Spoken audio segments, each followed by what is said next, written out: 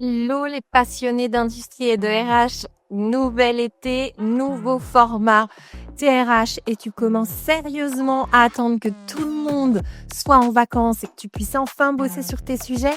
T'as déjà enfilé tes tongs, ça sent la crème solaire à plein nez dans les bureaux. Moins de réunions, moins d'urgences, moins de mails. C'est l'accalmie estivale avant de te faire broyer par le mois de septembre. Alors plutôt que d'attendre cet habituel tsunami, je te propose un truc. C'est un cahier de vacances RH. C'est une série audio et vidéo. Et la promesse est simple, un été pour muscler tes process RH et surtout éviter de te faire broyer à la rentrée. Des épisodes courts et des cas concrets. Et à chaque fois, un outil, un exercice ou un cas d'usage à tester dans ton coin ou en équipe que tu reçois dans ta boîte mail. Parce qu'on ne va pas se mentir, c'est jamais le bon moment de s'y mettre. Donc, c'est maintenant. Et si tu as envie d'aller plus loin après tout ça, je t'en reparle au courant de cet été. Mais d'abord, tongs ou pas, on attaque. Sur ce deuxième épisode, je vais te présenter les 7 signes que tes process RH sont flous et méritent d'être bossés. Et tu sais quoi? Il y a un truc qui est quand même traître dans les process RH, c'est que on croit tous que ça tourne. Mais pourquoi? Parce que finalement, le job, il est fait.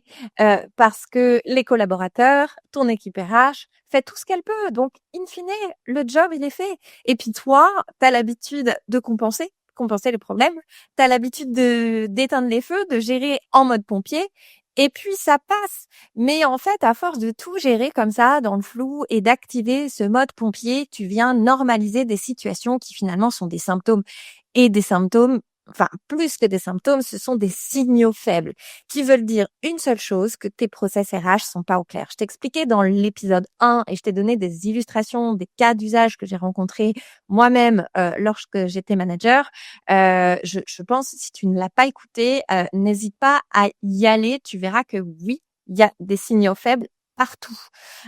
Et aujourd'hui, je vais t'en partager 7. Ma petite astuce, c'est que si tu en coches et que tu te retrouves dans, allez, 3 de ces symptômes-là, commence vraiment à te questionner sur le sujet et surtout reste bien jusqu'à la fin. Je t'ai préparé de quoi y voir plus clair et un outil qui te sera vraiment actionnable. Alors, le premier symptôme, c'est tu réponds plusieurs fois par semaine aux mêmes questions. Du genre, je l'envoie à qui ce contrat-là? On fait quoi pour le CACES? Tu peux me rappeler déjà comment on fait pour le process de mobilité interne ou avec qui, quel est le fournisseur, quel est l'organisme de formation avec qui on bosse pour telle habilitation. Vraiment, des questions redondantes, ça veut dire que ton process, il est pas clair et c'est pas écrit. Le deuxième symptôme, c'est quand tu t'aperçois que tes collègues ne font pas la même chose, en tout cas jamais la même chose et de la même façon. Chacun a sa trame, ses tableaux, sa sensibilité, ses pochettes cartonnées parfois. En tout cas, tout le monde fonctionne de manière différente.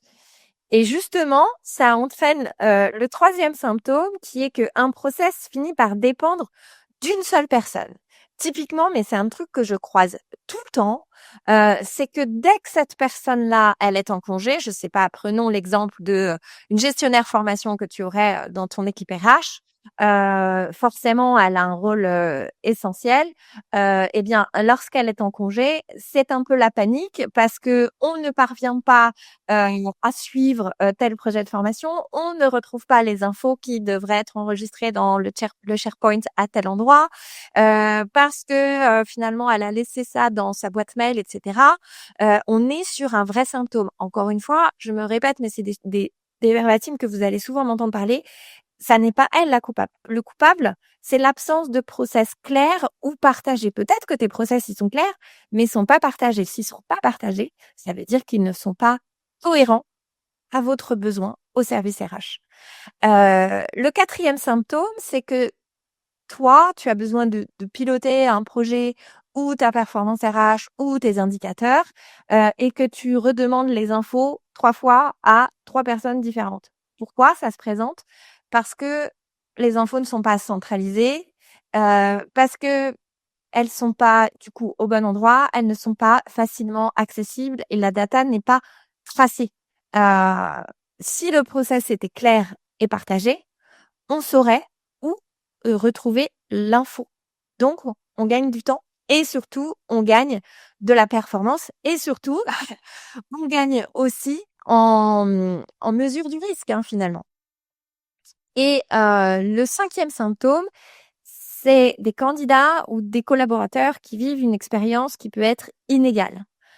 Si je peux te donner des exemples concrets, ce que je rencontre dans certaines entreprises clientes que je vais accompagner, c'est que en faisant les questionnaires, certains collaborateurs vont me dire: «Ah non, moi mon intégration était super, j'ai eu tout ce qu'il fallait, et cetera». Et je vais avoir un autre collaborateur, par exemple dans un autre service, qui va me dire: «Ah non, mais moi c'était la cata, je savais même pas où me présenter, j'ai eu mon intégration sécurité, 1 semaine après.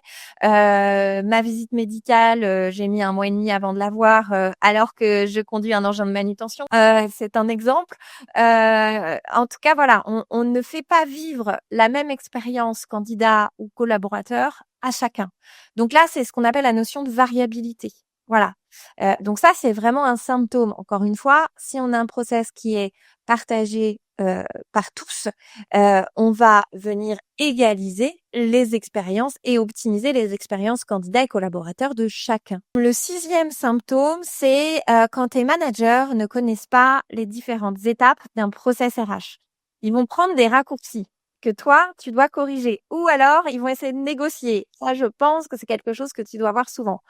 Si je te donne une illustration concrète que j'ai vécue là récemment chez un client, en fait, il y avait une campagne importante de mobilité interne. Le poste, c'était un poste de technicien qualité qui s'ouvrait. Il était à peine ouvert que le manager arrive et j'étais là, donc je peux t'en parler. Le manager arrive dans le bureau RH et nous dit, bah de toute façon, c'est Adrien qui va avoir le poste. J'ai vu avec lui, j'ai déjà bossé avec lui quand j'étais manager dans son équipe avant. On a fait un rapide entretien, donc c'est bon, c'est ficelé, on peut pourvoir le poste. Bon, évidemment, la DRH à côté de qui j'étais, eh ben, a dû rappeler les messages que non, il y a une égalité de traitement, que le poste est ouvert pour une durée. Là, on avait décidé de les ouvrir pour une durée d'1 mois. Le poste est ouvert en interne pour une durée d'1 mois. Chacun doit candidater, postuler et sera évalué sur la base de ses compétences. Donc là, on est vraiment sur un exemple d'un manager qui essaye de négocier. Encore une fois, on n'incrimine pas le manager, il n'est pas coupable.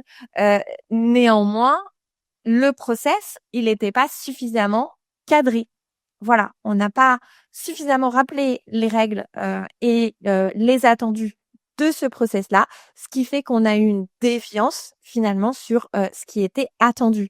Évidemment, on a dû, je pense que ça va te parler, on a dû repasser le message aussi à ce collaborateur en lui disant non, tu vas faire le même process que les autres et ta candidature sera étudiée au même titre que les autres. Donc évidemment, là, on rajoute un petit grain de sable aussi dans sa propre expérience collaborateur, parce que la déception qu'il a eue, elle était immense. Lui, il évoluait d'un poste d'opérateur à un poste de technicien qualité et il y a cru. Il s'est mis d'accord avec le manager. Donc derrière, on vient un peu saper son expérience collaborateur. Ensuite, le dernier symptôme, et pas des moindres, c'est que tu es RRH ou tu es DRH et tu gères toujours en mode pompier. Souvent, on vient te voir en te disant, tiens, Caroline, coucou à ma cliente, j'ai un problème RH, je sais pas comment faire, est-ce que tu peux m'aider? Ou bien, de la même manière, lorsque c'est les managers qui vont venir vers toi pour te poser un sujet. Qu'est-ce que ça entraîne? Toi, tu endosses cette posture de t'inquiète pas, je vais gérer, je vais trouver une solution. T'en as pris l'habitude. On pense souvent, d'ailleurs, qu'on soit manager ou pas, manager RH ou pas, pardon, que c'est normal de tenir cette posture-là. Non, ça n'est pas normal. L'idée, c'est de faire grandir ces équipes pour qu'elles prennent plus de hauteur, plus de compétences aussi dans l'analyse, dans la résolution de problèmes et qu'elles aient à disposition les référentiels pertinents pour répondre à leurs problématiques.